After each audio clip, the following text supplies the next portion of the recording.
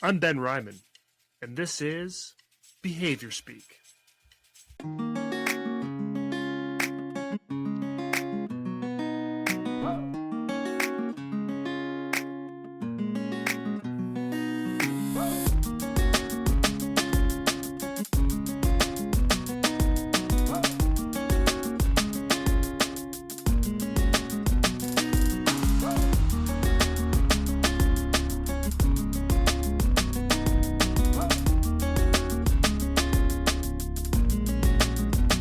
In today's episode, Salma Abdurahman Abdullah, founder of NeuroBloom Consulting, shares her inspiring journey as an international behavior analyst, childhood coach, and consultant. Born in Sudan, raised in Qatar, educated in Syria, and eventually the US, Salma discusses her multicultural upbringing,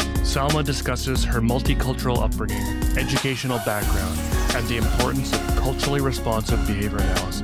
Salma highlights the challenges faced by autism services in Sudan, especially in the wake of war, and emphasizes the need for systemic change and community-driven solutions. Her vision for the future includes rebuilding autism infrastructure in Sudan, advocating for neurodiversity, and ensuring that every child has the opportunity to thrive. All right, welcome to Behaviour Speak, Salma. Hi, hi, Ben. How are you? I'm great. Before we get started, I just want to acknowledge I am producing this podcast on the territories of the Kalam and Clayton, Comox, and Seychelles First Nations.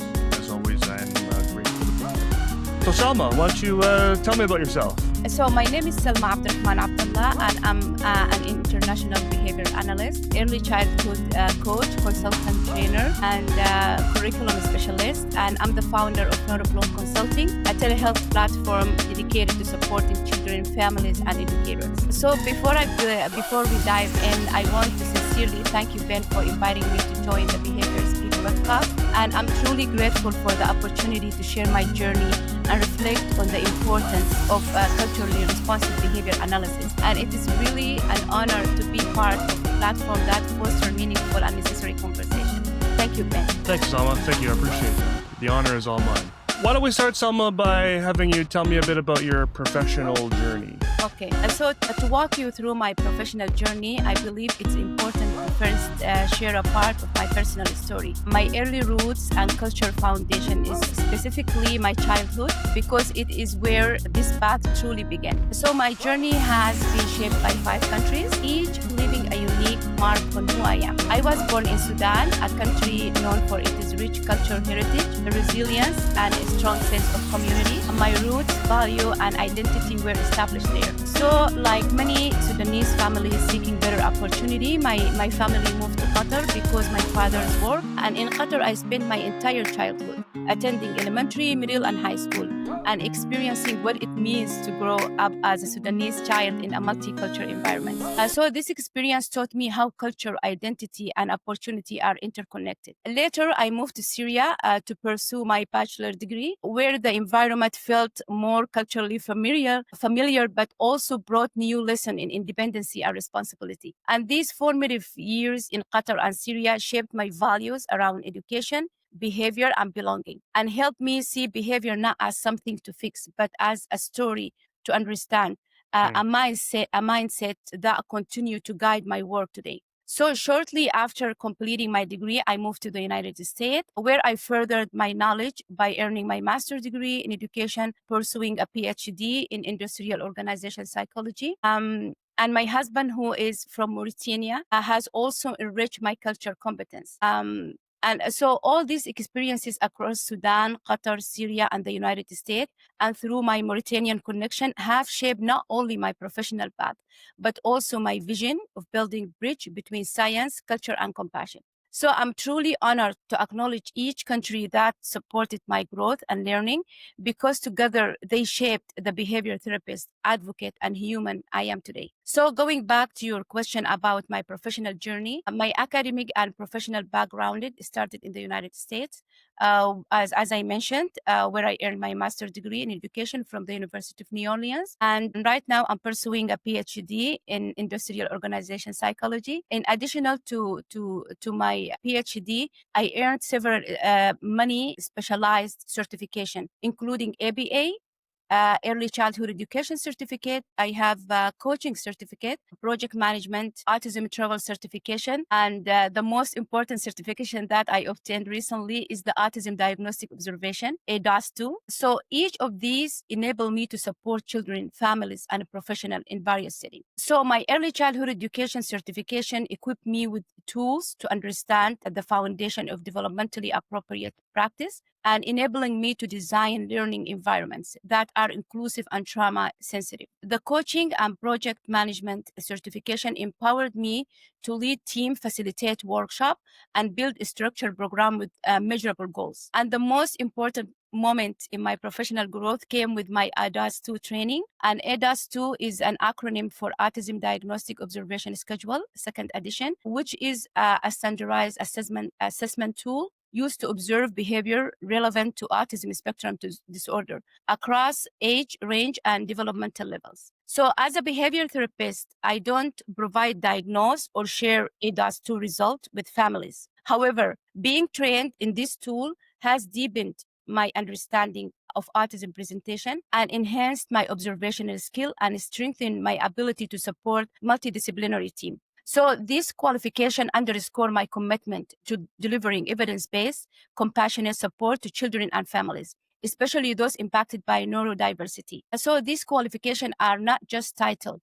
They represent the skill, insights, and value that shape my approach as a behavior therapist and advocate. Wow, so much. So yeah, like an incredible sort of story of growing up and living in varied countries and the sort of early kind of experience being in a multicultural setting and as someone who's Sudanese yourself and moving to Syria and Qatar and Sudan and the US and of course your husband from Mauritania. What an amazing and diverse sort of life experience you've had so early in life. It's incredible. And then your training is incredible. You're working on a PhD. You've got training in early childhood education. You've started a company. You've got the training in the ADOS. I love that you kind of clarify that. And I think it's important for listeners that behavior analysts often question whether they can be using tools like the ADOS and whatnot. And I like that your training in the ADOS, which is just to sort of help you understand autism more, and you're not sort of blurring lines there between sort of, diagnosing and training. So that's lovely. I'd love to hear more about your kind of the professional roles that you're in that you talked about. Do you have a certification with the International Behavior Analysis Organization, the Qualified Applied Behavior Analysis Credentialing Board, the Behavior Analyst Certification Board, or are certified through your region's Behavior Analyst Credentialing Board? You can earn continuing education units for this episode by going to www.behaviorspeak.com and clicking on CEUs. The first secret word is health, HEALTH, health. So professionally, I work extensively in the field of early childhood education as a coach, consultant, trainer, and I'm currently an approved trainer in the state of Washington, specializing in curriculum development and implementation. So my expertise spans several leading frameworks and assessment tools, including teaching strategies, high scope, ECRs, ITERs, and pre-K class. So my early years in the field of early childhood education immersed me in the complex world of child development. So each class introduced me to the children whose behavior were often labeled before they were understood. And I learned that behavior is communication. It is communication. That realization became the cornerstone of my professional journey. Until 2016, a friend introduced me to applied behavior analysis. And after that, immediately I enrolled in a behavior therapist training program. And IBA equipped me with tools to look beyond service level behaviors. And I found my deepest connection in the verbal behaviors. So verbal behavior is a branch of IBA that reframes communication as a behavior that can be taught and shaped. This was transformative, especially in my work with children who are nonverbal or even slightly verbal. And in order to deepen my understanding, I studied Skinner entire book, and I have the book here. I still have the book. Wow. That's quite the read. Yeah. I just read it. It's like amazing book. So I studied Skinner entire book, Verbal Behavior, and reading Skinner original work helped me grasp the theory behind different verbal operands, including man, tact, interverbals, and others. And it provides me with a strong foundation in analyzing how language is learned and how it can be shaped in meaningful, functioning way. So this knowledge transformed the way I supported children and help their caregiver understand language development through a behavioral lens. So as a behavior therapist, many autistic children I've supported could only express themselves through crying, grabbing, throwing, even biting others when they overwhelmed. So using behavior strategies has helped me teach them how to mount. So, and I will never forget the first time one child sighed more during snack time. We work very hard with that child. Instead of crying, we want him just to sign more. During snack time, instead of crying, his mother burst into tears. And it was a simple moment, but it marked the beginning of real communication and turning point for the entire family. So I believe through verbal behavior, I have witnessed powerful transformation, not just in children, but in families too. And this is not just about language acquisition. It is about helping a child to say, I'm here, and to request what he wants. So I started my career in early childhood education, working directly with children and families. And over time, my professional journey has evolved from providing direct service to creating system change. And I'm now the founder of Neuroplum Consulting, a telehealth platform dedicated to supporting children, families, and educators globally. And through Neuroplum, I provide like evidence-based applied behavior analysis services, coaching for parents and teachers, and culturally responsive strategies that meet families where they are. So my main mission is to empower mothers and educators, teachers to become behavior technician or even to become behavior analysts, and equip them with the skills and confidence they need to support their children's growth or their students' growth and developments. And by building capacity with families and community, I help create lasting impact and a strong system of support. Yes. Wonderful, Salma. Wonderful. I could hear the passion in your voice for this work, for verbal behavior. Even just reading the verbal behavior text, I mean, that's an achievement in of itself. And then through Neuroplum, it makes sense that it's a global company. You come from such a unique multinational kind of global background. It makes sense for you to be doing this kind of work around the world. I hope we can kind of dig into that a little bit more later in the conversation.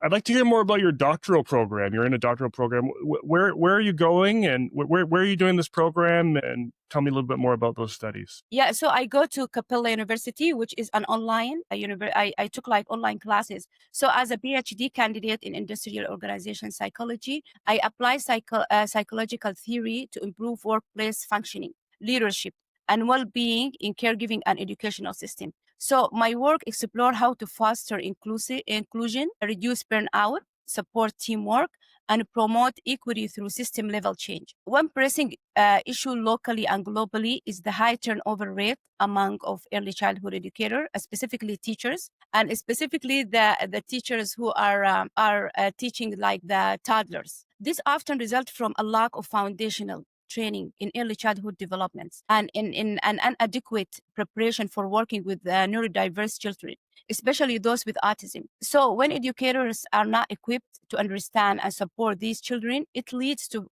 frustrations, and ultimately it leads to burnout. So by integrating industrial organization psychology with culturally responsive ABA, we can help build educational system around the world where both children and educators are supported, valued, and able to thrive. I love this, Salma. I love I think this is so important. I think a lot of our work is sort of, in order for it to be sustainable, it needs to be built into systems. And so I really love that you're integrating systems level change and culture responsive behavior analysis into your PhD work. I'd like to shift gears a little bit here and talk a little bit about applied behavior analysis and autism sort of in the Sudanese context. But maybe you could first start by just sharing some information for the listeners about Sudan. Most listeners who have heard of Sudan have probably only heard of it sort of in the context of sort of the civil unrest and the things that are kind of going on there. But I think it would be great for people just to learn a little bit more about the country. Of course, Ben, I would love to share more about Sudan. So Sudan is a country located in northeastern Africa, bordered by Egypt to the north, Ethiopia and Eritrea to the east, South Sudan to the south, and Chad and Libya to the west. But beyond its place on the map, Sudan is rich in history as the home of ancient Nile Valley civilization, like the Kingdom of Koch with its pyramids. And it is also rich in natural beauty, from the Nile River to the green farmlands, and in cultural diversity, which with hundreds of ethnic groups and language that bring unique traditions, music, and art. So now that we are talking a bit about Sudan, I would like to focus on the history of psychology, mental health, autism services, and applied behavior analysis in Sudan. And this is an area where there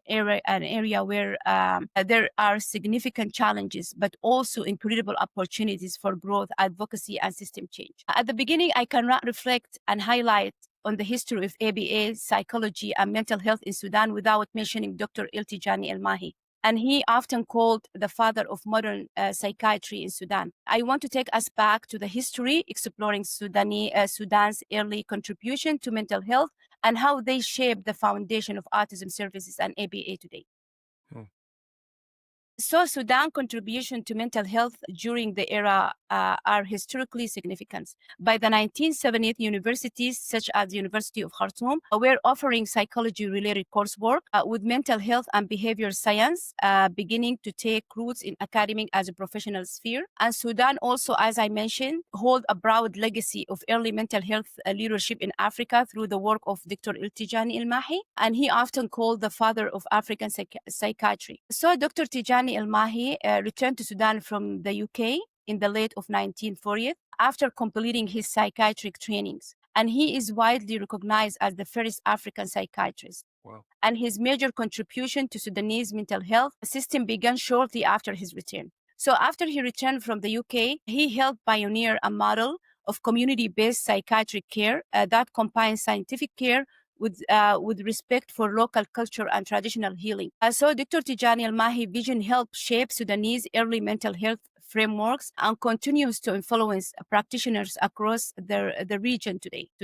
Sure. So courses in psychology and children and child development gradually evolved within teacher training colleges and health science institutions, particularly in teacher institution and nursing faculties. Until recently, autism was often misunderstood and misdiagnosed, and multiple studies confirmed that there was limited diagnostic infrastructures and virtually no formal training for professionals in identifying or supporting individuals with autism. So the field of applied behavior analysis in Sudan remained significantly underdeveloped. Prior to the early 2000s, ABA was not integrated into university curricula, national health system, or public educational initiatives. Over time, ABA-aligned practices began to emerge through various pathways. Some professionals were trained abroad. Online learning platform offered entry-level certifications, such as the registered behavior technicians, and Sudanese practitioners pursued training independently. And in urban areas, some private centers have incorporated behavior-based strategies into their services. So I'm aware of several Sudanese individuals working as behavior therapists, though I'm not certain how many are currently certified or practicing. But all what I can say as a Sudanese woman, I take great pride in the growing visibility and impact of Sudanese women in the field of behavior analysis. While I have heard many Sudanese women working as a behavior therapist or technician, their resilience, professionalism, and commitment remain truly inspiring. And they are helping shape the future of this field for generations to come. So now I want to move and talk about the war in Sudan, before the war in Sudan. So before the war erupted in April 2023, autism service in Sudan were still minimal, but showing sign of growth. In addition to private centers like My Ability, Ranim, Nusayba in Khartoum, which offer speech therapy, parent training, and behavior-based strategies, there are other autism support resources across Sudan. A 2012 study identified 36 registered special needs centers serving over 1,200 children in Khartoum. And 2014 report also documented the presence of 11 private daycare centers in Khartoum and 2 in Medani, specifically catering to autistic children. On the public health front, the military hospital Taha Bashir Psychiatric Hospital and the Iltijani El-Mahi Psychiatric Hospital serve as key sites for child mental health services. So these facilities include autism-related support, but are primarily integrated with adult psychiatric service, and lack of ABA-specific programming. It's important to note that most ABA practices in Sudan remain limited. The few private centers offering behavior-based strategy are typically accessible only to higher-income families in urban areas. And most professionals using ABA in Sudan are either self-taught or trained abroad, and formal certification is still lacking. Many autistic children continue to be misdiagnosed, excluded from the mainstream education, or misunderstood by untrained teachers. And yet, despite these challenges, a grassroots movement has begun to take shape. Parents are organizing, nonprofit organizations are emerging, and awareness is rising. This growing momentum offers a helpful foundation for building more inclusive, evidence-based, and culture-responsive autism service in Sudan. So let's move forward and talk about what happened to ABA services, families, and children with autism after the war. So the war in 2023 shattered what little infrastructure exists. Clinics closed, schools were bombed and abandoned, families fled, leaving behind therapy tools, support system, and community ties. And even trained professionals were displaced. So during all this, autistic children who rely heavily on routine and structure experience devastating regression.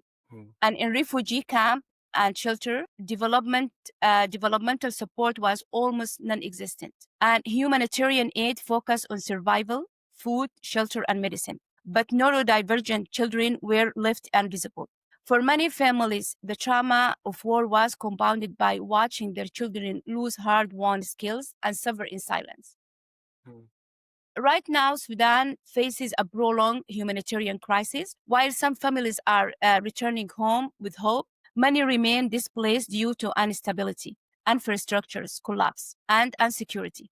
For families of autistic and neurodiverse children or individuals, the challenges are even greater, with almost no access to specialized care or trained professionals. So during 2023 war crisis, humanitarian organizations stepped in to fill crisis gaps, such as Sudanese American Pediatric Association, SABA, in partner with Al Jazeera Center for Measurement and Psychotherapy, provided vital support to families of children with autism and developmental disability. So this work was compassionate and life-saving, highlighting both the strength of our community and the glaring absence of a structured ABA infrastructure.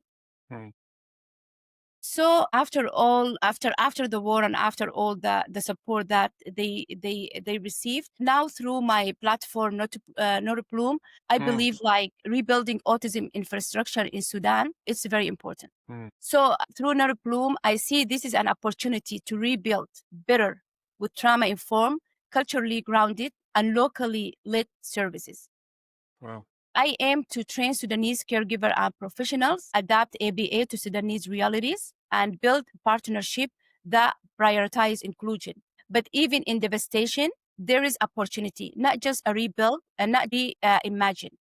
And through Neuroplume Consulting, I envision a new chapter for autism service in Sudan, rooted in trauma-informed care, cultural responsiveness, and sustainable infrastructures. This is not.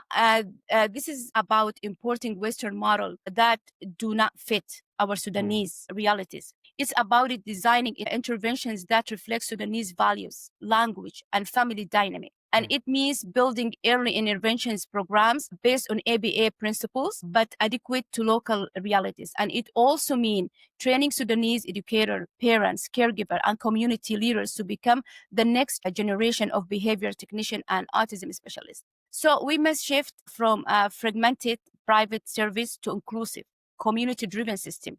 Parent training must be empowering, not blaming. And school must be place of belonging for every child. And we must prioritize autism as public health and education issue, not a private burden. And most importantly, the dignity of every autistic child or individual must be recognized and upheld. So my PhD work in industrial organization psychology is directly tied to this mission. And it gives me the tools to support system change. It helps bridge research and real-world solutions, and it strengthens my ability to advocate for policies that protect children and empower educators. But more than anything, it gives structure to a vision I have carried for years, that Sudan can once again lead the continent in humane, science-driven, and culturally grounded approaches to mental health and education. This is not about restoring what was lost. It's about building what was always needed, but never fully realized. That's why Neurobloom is launching an online first trauma-informed model to support, and we are offering behavioral consultation, Arabic language training resources, virtual parent support group, and introductory workshop on autism and behavior management, all accessible through telehealth platform. And these services are flexible, affordable, and tailored to meet families where they are and to address the unique needs of each child or individual.